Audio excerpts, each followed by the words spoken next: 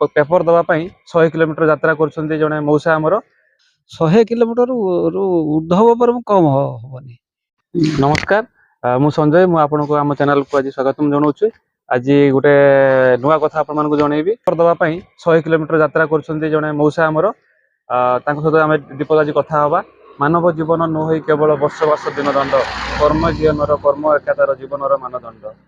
हरिहर बाबू गाँ नीलगिरी ब्लॉक पिठात पंचायत जामुना गाँव में आर 3टी झील गोटे पुओ बर्तमान घरे 3टी झील बहित बाही सारी पुओ घरे रही बापा माँ कथा बुझुंट से गोटे कंपानी घर कंपानी काम करती तापर भी सी भी जहाँ इनकम करती पुओर इनकम उपर मौसा आज पर्यटन के निर्भर करना से आज पर्यंत पाखापाखि 20 वर्ष धरी दीर्घ 20 वर्ष धरी से पेपर बिक्री करिकी निज पेट से निजे पुषुंट। आज ये जंगल भितर से पेपर दवाई आसी पहुंचती एटी तो किसी गाड़ी जानवाहन यातायात सुविधा ना तापर भी से मौसा जनक साइकेल देखु वर्षा खरा बात्या जहाँ भी हो से पेपर आणिक घरे सब पहुंचाती। तो यहाँ देखला मत भारी खुशी भी लगे आ बेले बेले दुख भी लगे एत परिणत बयस से काम कर मन भितर गोटे साहस मोर संचारित है जे एते वार्धक्य सत्वे से जो काम कर निश्चित युवपीढ़ी गोटे प्रेरणादायक घटना निश्चित बनीज। आउ जो युवक मैंने जो युवपीढ़ी मैंने देखुं मौसा पाखर कि शिक्षा करूँ बयसर शेष सीमा हेले भी से केवे भी हार मान ना काम कर चलते कर्म ही जीवन निज कर्म को से सब निज व्रत बोली से भावी नहीं तेणु से मौसा सहित आम दीपद कथा नीलगिरी ब्लॉक केशवपुर पंचायत गौपाल आम पहुंचु केमितिका मौसा सकाळ पाखरु दिन 2टा पर्यंत पेपर बिक्री करती दीपद कथा ही आम बुझा। मौसा आपन को आम चैनल को स्वागतम। हरिहर बाबू केते बेले आपण केते वर्ष हलानी आपण ए काम करछंती? 20-22 वर्ष हे गला। केते बेले उठंती प्रत्येक दिन राती रे केते बेले उठंती? 4टा बेले उठे। अच्छा उठी के तापर कोन करंती प्रथम तापरे नित्यकर्म छाड़ी के जाय पेपर आनते 5टा सुधा कोउडी जानती? बरहमपुर। केतेटा सुधा पहुंची जानती पाखापाखि? बरहमपुर हो 6टा सुधा जाई पहुंच जाए। छोटा तो पहुंच तापरे सेठी पेपर तापरे सेठी डिस्पैच रही कि मधुपुरिया 5टा पंचायत में बुलुचु मैक्सिमम 100 किलोमीटर ऊर्ध्व पर कम हबनी। आ 100 किलोमीटर व्यतिक्रम करछु प्रत्येक दिन आ पाखापाखि केते पेपर केतेटा घर को दियंती पेपर आपण पाखापाखि 110 घर 110 टा पेपर आपण प्रतिदिन बांटंती? हां 110 पेपर बांटो। खरा नाही वर्षा नाही सब दिन तो चली खरा वर्षा कहीं तो किछि नहीं। तो ये साहसटा आपण केउट पाइले आपण एते साहस जते पर्यंत गुड़ हाथ चलुचु आमे व्यापार चलैचु। केते खुशी लागे जे पेपर दियंती लोक खुशी होचु आ खुशी लागिबो ना प्रत्येक गाँ को मु जाउचु 5टा पंचायत बुलुचु माने प्रत्येक एरिया रो लोकन सहित मु मिसुचु मोर बहुत खुशी जहाँ भी हो किछि वार्ता तो मु को पहुंचौचु नै कि नुआ सरकार हेछि नुआ सरकार को कैसी वार्ता मु देउचु। सरकार जो नुआ नुआ योजना सब आसुची आपण माने गाँ लोक को जाय कि सब जणांती केते लोक खुशी होंती? बहुत लोक खुशी होंती जियो बहु समस्त खुशी होंती। आपन देखिले केते खुशी होंती तले मौसा आसी पहुंच जांती पेपर आसी कि पेपर नै कि मौसा आसंती लोक माने केते बहुत खुशी होंती। बेसी मैक्सिमम मधुपुरिया साइड रो बेसी खुशी होंती आपण हां मधुपुरटा मोर अति घनिष्ठ जगह से रही आज्ञा लोक माने आपण को किछि तांकर पर्व परबाणी रे डाकंती बा एमती सिमिति डाकंती समस्त डाकंती हां भल पाइबा दिन समस्त हां हां भल पाइबा दिनती समस्त भल। मौसांगर भी आ गोटे भल जिनिस हम देखलु से जोट भी जानती जो छोट छोट पिला भी देखंती ताको से चॉकलेट दियंती बिस्कुट दियंती आ निज नातुणी भलिया से भल पाती पेपर दबा सहित से पूरा घरोई लोक भलिया से मिसी जाती। तो मौसा आपण ए जो मिसी जाती केमती का समस्त सहित ए एरिया रो बुलुचु माने समस्त होचु किए नातुणी किए जियो एही रो भलिया सब वस्ते रहंती सब छोट पिला भल पाती सब छोट पिला सारा कलार को 5टा पंचायत रे मोर सब छुआ बुढ़ा बेसी भल पाती। आज्ञा आज्ञा आज्ञा आ कोन कहिबे जो युवक माने किछि युवक माने अछंती से माने पाठ पढी कि घरे बसचंती काम करिया पई चाहू नाती आ से कहउछंती काम तो किछि नाही आमे चाकरी तो मिलु नाही आ कोन करिबा से मानको कोन कहिबे जो युवक मानको कोन कहिबो से तो काम पाउ नाती तथापि तांको कहा जाय जे जोगाजोग करो ब्लॉक सहित जदि काम पाइबे जहाँ भी नुआ सरकार आछि ए तो 100 दिन भितरे ढेर आगे देछि ଆଉ ତ ଯଦି ବ୍ଲକ ସହିତ ଯୋଗାଯୋଗ କରିବେ ତାହେଲେ କିଛି ନା କିଛି ଯଦି ସରକାର ଅନୁଦାନ ଆସେ ପାଇପାରିବେ। ଆଉ ଯୁବପିଢି ମାନେ ଯୋଉ ବସିକି ରହୁଛନ୍ତି କାମ କରିବା ପାଇଁ ଚାହୁଁନାହାନ୍ତି ତାଙ୍କୁ କଣ କହିବେ? କାମ ତ ସବୁ କରୁଛନ୍ତି ଆଉ ବସିବା ଲୋକ କେହି ନାହିଁ ଏରିଆରେ। ଆଚ୍ଛା ଯାହା ବି ହଉ କମ ବହୁତ କରୁଛନ୍ତି ସେମାନେ। କିଛି ନହେଲେ ଯଦି ସରକାର କାମ ନ ପାଇଲେ ଘରୁଆ କାମ ବି କିଛି କରିପାରୁଛନ୍ତି। ହଁ। ଆଉ ମଉସାଙ୍କ କହିବା କଥା ଯଦି ସରକାର କାମ ଆପଣ ପାଉନାହାନ୍ତି ଘରରେ ବି ଯୋଉ କାମ ଗୁଡାକ ରହୁଛି ଘରୋଇ ବାପା ମା ଯୋଉ କାମ ଆପଣଙ୍କୁ ବରାଦ କରୁଛନ୍ତି ଘରୋଇ କାମ ହଉ ବିଲର ଚାଷ କାମ ହଉ ସେ କାମରେ ବି ମନ ଦେଲେ ଆପଣ ମାନେ କିଛି ପଇସା ରୋଜଗାର କରିପାରିବେ କିନ୍ତୁ ବସିକି ରୁହନ୍ତୁ ନାହିଁ। ବସିକି ରହିବାଟା ହିଁ ଖରାପ ନାଇଁ କି? ବସିକି ରହିବା ତ ନିଜର କ୍ଷତି ଆଉ। ବସିକି ରହିଲା ମାନେ ତ ସମୁଦ୍ର ବାଲି ସହିତ ସରିଯିବ ବରଂ କ୍ଷତି ବ୍ୟତୀତ ଲାଭ ନାହିଁ। ଶେଷରେ ଲାଷ୍ଟରେ କଣ କହିବେ ସମସ୍ତଙ୍କୁ ସବୁ ଦର୍ଶକ ମାନଙ୍କୁ କଣ କହିବେ? ସବୁ ଦର୍ଶକ ମାନଙ୍କୁ ତ ଧନ୍ୟବାଦ ଦେଉଛୁ ମୁଁ। ପ୍ରତ୍ୟେକ ଦର୍ଶକ ଭଲରେ ରୁହନ୍ତୁ।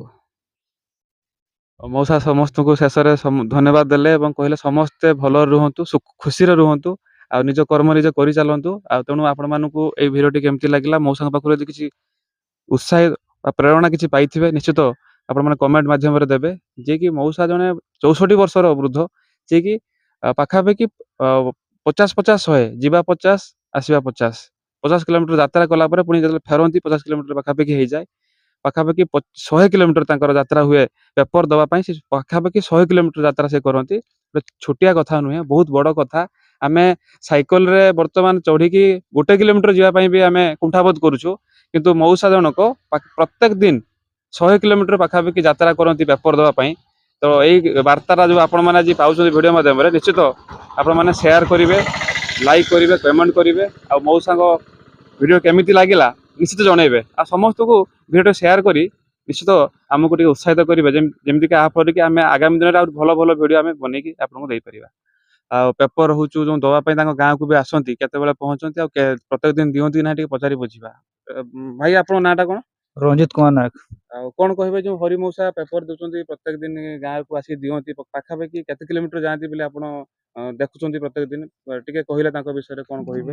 ମୁଁ ତ ଦେଖୁଛି ହରି ମଉସା ପ୍ରାୟ ସବୁଦିନ ଆସନ୍ତି। ଆଜ୍ଞା ପାଖାପାଖି 100 କିଲୋମିଟର ଉର୍ଦ୍ଧ୍ୱ ବୋଧେ ଯିବା ଆସିବା କରନ୍ତି। ଯାହା ସେମାନେ କୁହନ୍ତି ଯେ 5-6ଟି ପଞ୍ଚାୟତର ମାନେ ପେପର ବାଣ୍ଟୁଛନ୍ତି ତ ଆଜ୍ଞା ସେଇ ହିସାବରେ ଧର ଗଳି ଗଳି ଯାଉଛନ୍ତି ମାନେ ନିହାତି ଅଟୋମେଟିକ 100 କିଲୋମିଟର ଉପରକୁ ଯିବା ଆସିବାଟା ହେଇଯାଉଥିବ।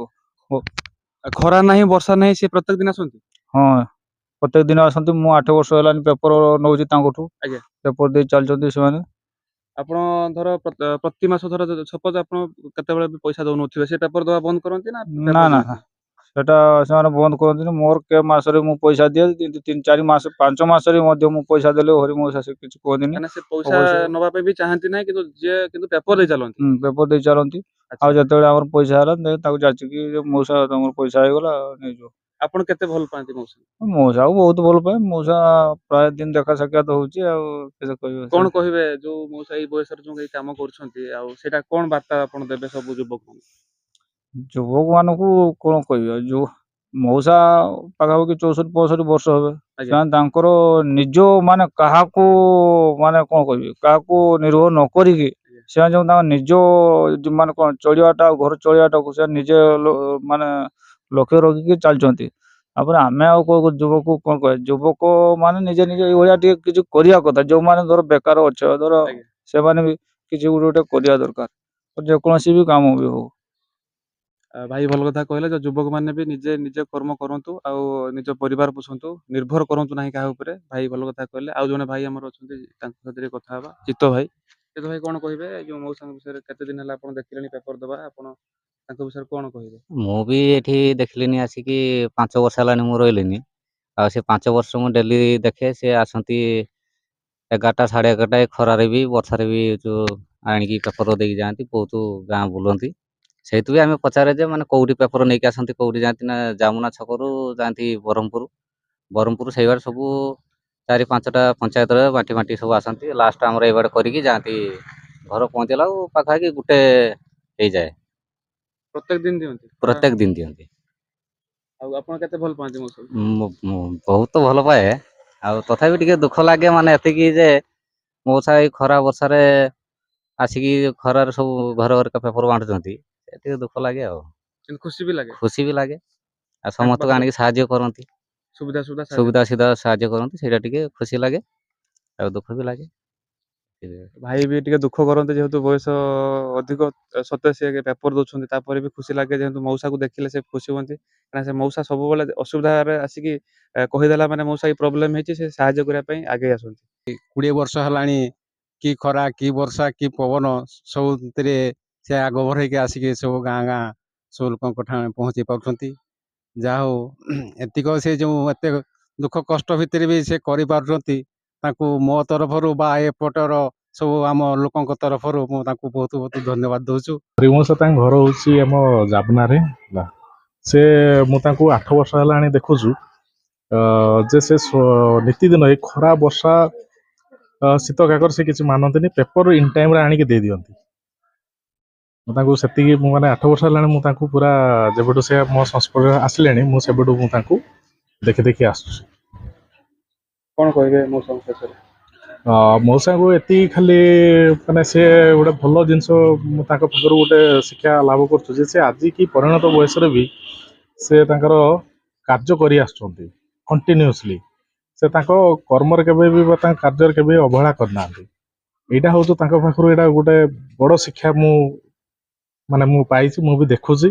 ଆଉ ମୁଁ ଏତିକି ବି କହିବି ସମସ୍ତଙ୍କୁ ଯେ ସମସ୍ତେ କର୍ମ କରନ୍ତୁ, ନିଜ ନିଜ କାର୍ଯ୍ୟ ସମସ୍ତେ କରନ୍ତୁ, ସେ ଛୋଟ ହଉ କିମ୍ବା ବଡ଼ ହଉ।